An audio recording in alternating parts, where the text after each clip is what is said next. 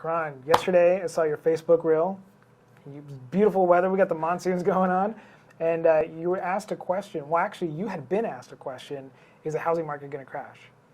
And you said that you were going to give us some details on that. So I'm ready. I'm here to hear about your answer to that question.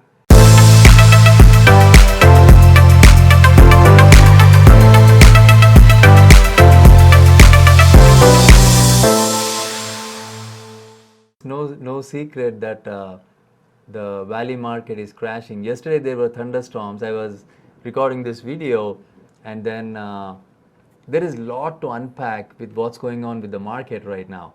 I mean, it's a fact that the median sales price has dropped quite a bit. How much do you think the prices have dropped? Just I'm a just wild going to guess. guess. I'm just going to guess. Okay, so we had it from the peak. From the peak. What would you? Am I talking percentage or dollar amount? Percentage. Percentage? Ooh, let's say I'm going to say 10%. 10%? Yeah. Okay. So it dropped 5% compared to what it was last month. Okay, yeah. But then always the metrics come a little bit with a lag, right? So I'm talking about from June to July, the Valley prices have dropped about 5%. So from July to August, because we are in the tail end of August, it's probably around 10%. Gotcha. So 10%, I mean, the home buyers have been wondering whether it will be a full-blown crash. Right. So I don't know if you remember 2008 crash. Yeah, it's horrible. So people who bought homes for like 600,000, down the street, the same property was being sold for 250,000.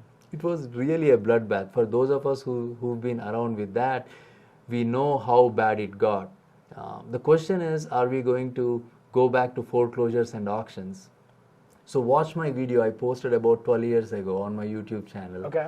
Wherein I was participating in auctions. We were buying properties in bulk. Right. It's kind of interesting that you go into that line of work, and then we've helped a lot of clients, and our clients made literally millions. Right. There was a guy from New York who came here, and he said, I want to buy at least 20 properties. Okay, in auction, we bid on those properties, bank-owned properties, and he bought all of them. He bought a few of the condos for around $15,000 to $30,000. Oh my A gosh. condo. The same condo is Wow. the same condo is now worth around $300,000, $350,000. The weird thing is, there was a lot of news around market is crashing. And because of that, a lot of people get frozen. In this video, what I want to also go over is some tips on how we can prepare when the market starts to go down. Right. It started to go down already. People don't know that today you can go out and get a bargain shopping for properties. Because already the inventory. So let me ask you another question. Okay, go ahead. So the inventory in June, compare that to what the inventory was in May. How many times the inventory might have gone up? Do you think it doubled, tripled? Oh, we're talking doubles and triples here? Yes. Really? Yes. I wasn't even going to guess a double. Yeah. So it's so It tripled. tripled. Compared to June to July, the total inventory tripled. So for us to really understand if we are going through a recession or not, Right. is try to see only a couple of things. One is Okay. the inventory, Right? how much the inventory is going up by, Right. and then see the number of sales, how many homes are getting into transactions. Right. I mean, logically. Yeah. Right? So the inventory has tripled. Why it has tripled?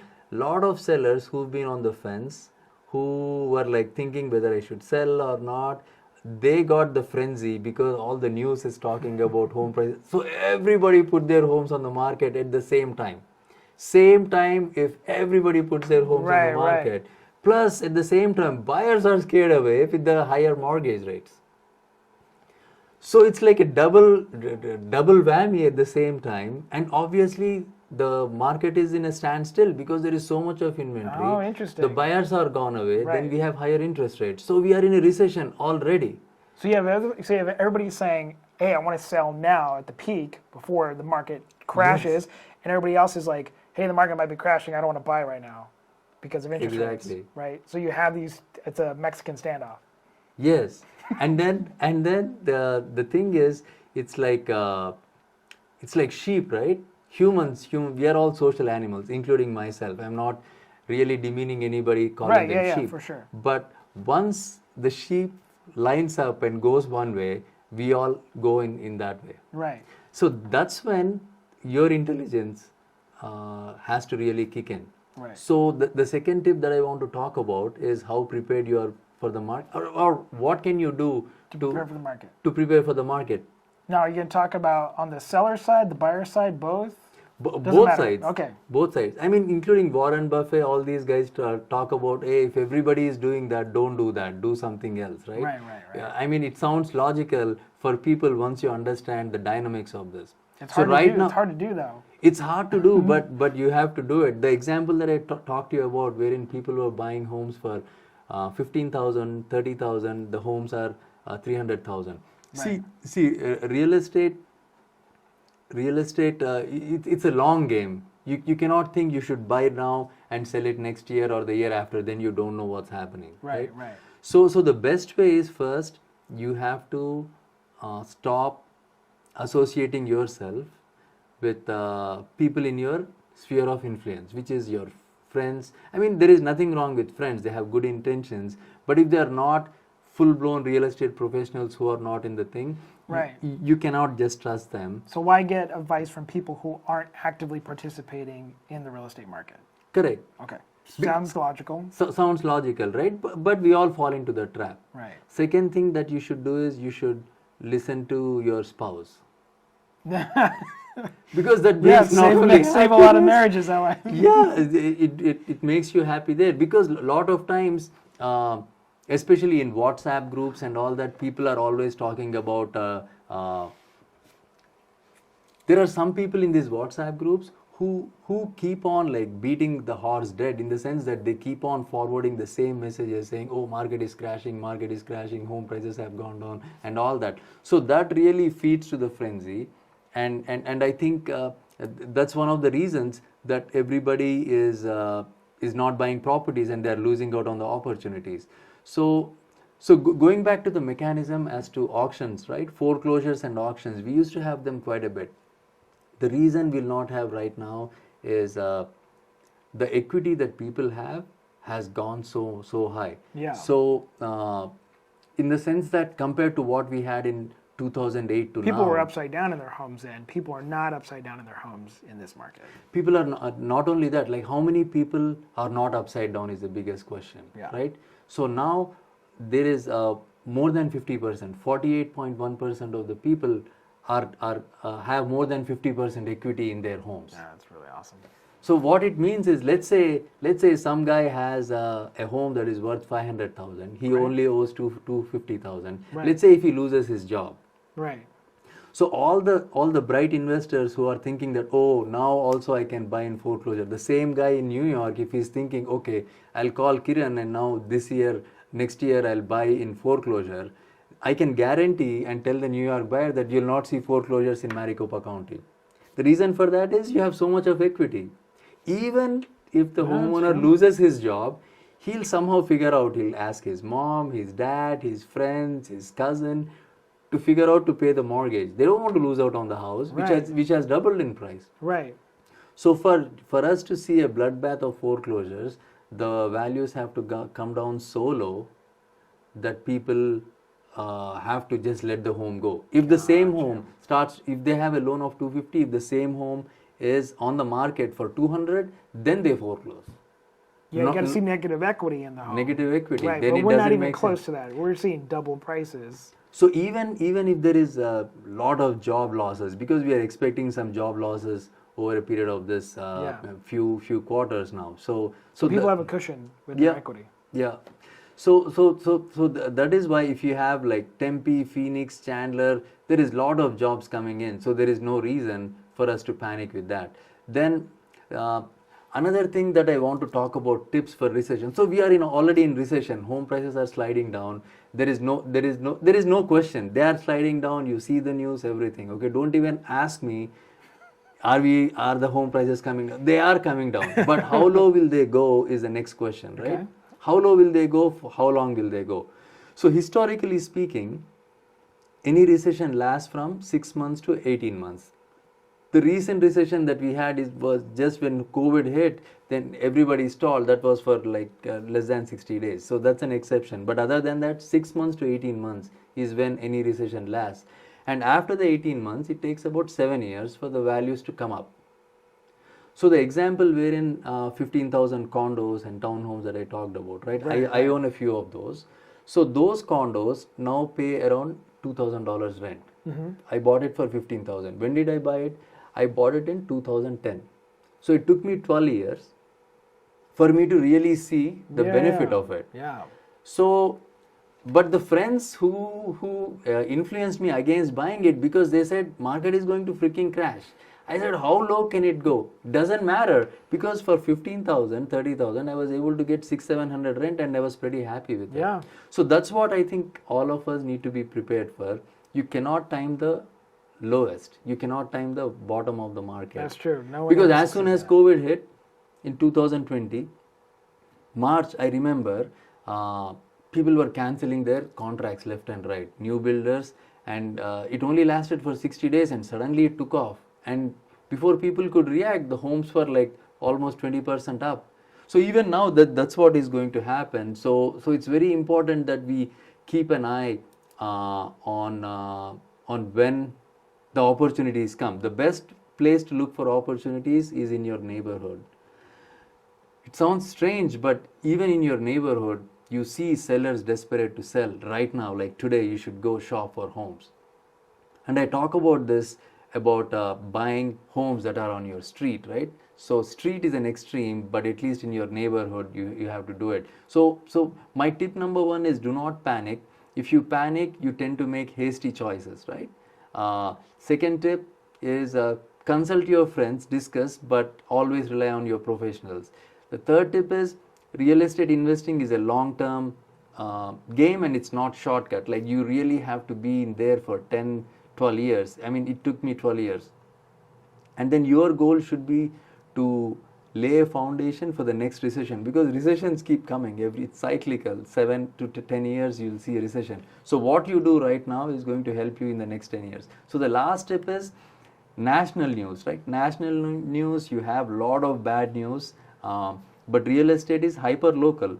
As long as people are migrating into Arizona, if you're shopping for homes in Arizona, Texas, Austin, Houston, Phoenix, Mesa, Scottsdale, there is a lot of people moving in. So what you see on MSNBC or on Zillow surveys, they talk nationally. So that's why, I mean, even famed economist Robert Shiller predicted the last housing bubble. He's predicting that home prices are going to drop by 10%. That is national. So locally, we have to look at the news. So don't get influenced by national news. Okay. Focus on opportunities. Right, so this is what is happening in Maricopa. Already home prices are dropping. Don't even cross verify with anybody. They are dropping already, all right. So look for opportunities. Don't sell in a panic.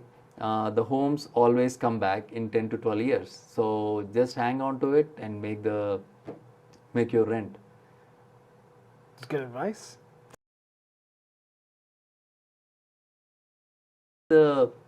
You help a lot of small businesses, a lot of photographers. So is your business cyclical? Real estate is definitely cyclical. Yeah, I know that. It's so interesting. I feel like most photographers, their businesses is cyclical because they focus on one type of client. The best example would be a photographer who shoots mostly weddings. There's definitely a cycle to that because in the summertime it's dead here. No one wants to go outside and do anything wedding-wise here in Arizona, right? However, my business, I've created different kind of clients. So I've got architecture, fashion, portrait, and so my business has a steady income all year long. I don't have any cycles to it, but it's rare. The majority of photographers absolutely have a cycle to their business. Yeah, they say it's just like the seasons. Right. I always think everything is cyclical. It comes up just like our mood also, right? We have good mood, then we go down, then it picks up. Right, that's true. But smart people and real smart businesses always sustained, when they are doing consistent things regularly, and that's why we see all these businesses quarter over quarter, they keep on going. There is no cycle for them if they are consistently Right. doing stuff. And you are one of the prime examples of a small business owner who consistently does things at a very good, high quality standard. Well, let me ask you this, because you know that I came from the real estate world before I became a full-time photographer, and I found so many similarities between real estate agents and photographers. And what I realized is that when there's a lot of money and people are spending it, everybody's a real estate agent and everybody's a photographer because it's quick and easy money, right? When times get tough and what you see is everybody who thought it was super easy, they clear out. They're like, I can't make it, I don't want to do it, I don't want to work that hard. And those in the real estate game who are really good at servicing their clients and really understand the market and can find those opportunities do a really good job of taking more market share. And photography is the same way. When those photographers who just can't cut it, when things get tough, photographers like myself, and there's a lot of us out there who are really good at what we do, they take more market share. And I don't know, do you find that in your experience? Like in this market right now, it's an opportunity if you're in the industry, not only as a home buyer or a seller, but if you're in the market as an agent. That's so true in our industry, more so than any other industry, because anybody can get a real estate license, anybody can become a mortgage broker.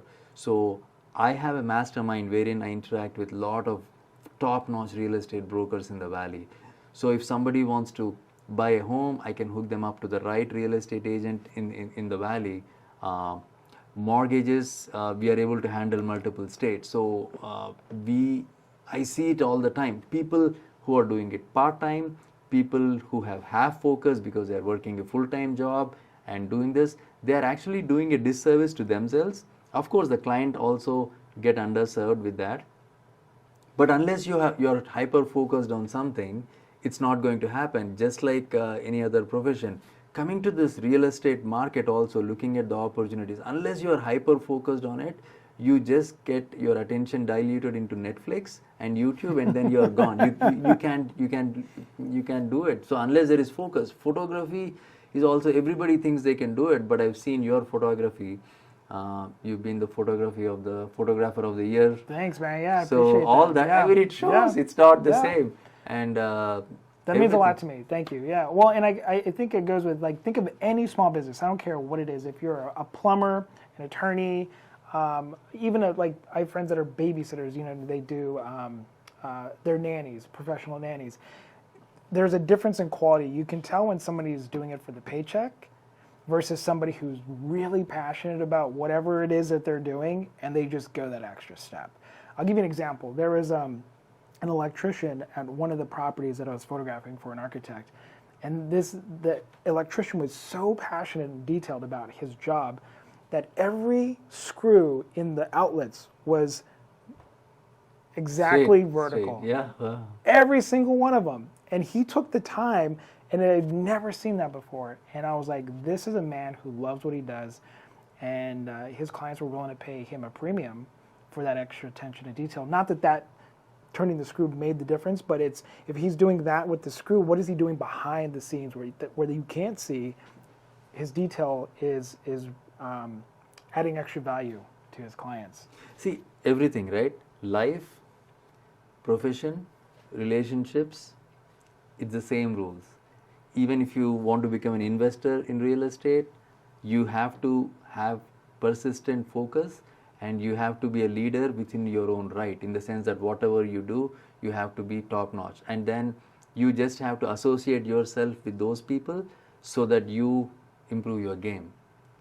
If you don't social, I mean, they say, like my dad used to say, show me your friends and I can tell you what your future is going to be. That's true. So if you rub shoulders with the people who are not top notch, then you're going to be mediocre. Mediocrity, there is nothing wrong with being mediocre. There is a lot of happy people being mediocre. But if you really want to be a leader in your mind, I think following an example of Shane Baker or somebody of his skill set and passion is something that we all have to aspire for it. But thanks for coming to the office, and we were Yeah. able to record this quick impromptu market session. So yesterday, my reel about real estate market and the thunderstorms, the video got improved with Shane Baker coming to my office and we having this impromptu session. If you have any questions, if you want to get in touch with any good real estate broker, get in touch with me. I'll be able to help you. If you want to have any mortgage or real estate questions, we are licensed in multiple states and we'll be able to help you. So There you go. It's good stuff, luck. man. We'll catch up again in the next video. Have a good one, guys. Take Yes. care.